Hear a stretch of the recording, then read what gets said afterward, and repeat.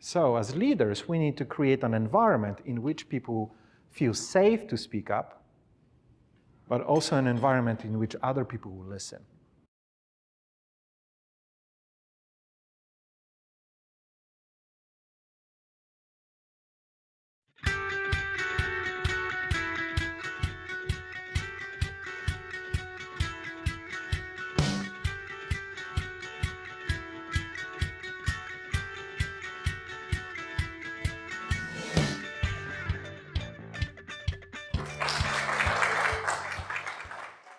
Every good workshop starts with a good story, and I have one for you this morning.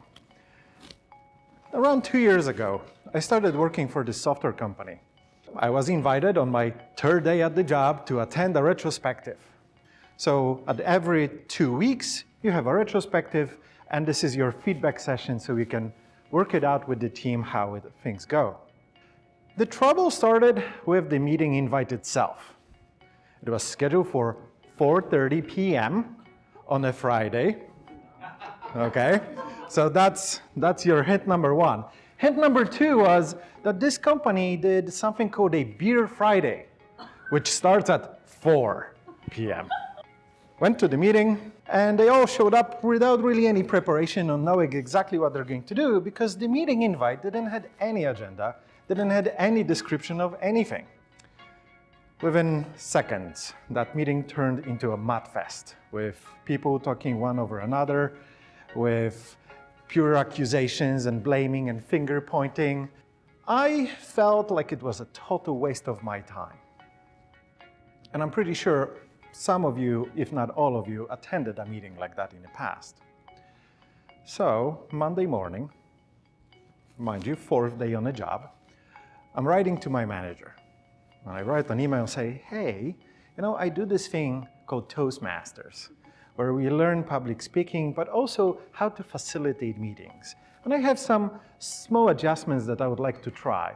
Would you be open to giving me that opportunity? His answer was, just take it. So I decided to rearrange things a little bit. And I asked people to prepare answers for 3 questions. And that is, what makes you feel sad? What makes you feel glad? And what makes you feel mad? The day of the meeting, I came to the office early. I went and set up the room. Then around 9, people started to show up. I asked them to write the answers to the questions I posed in an email. And I said, now, put them on a board. Then I asked them to use those little labels, and I said, you each have 3 votes. There are 3 sections. You can spread the votes any way you like.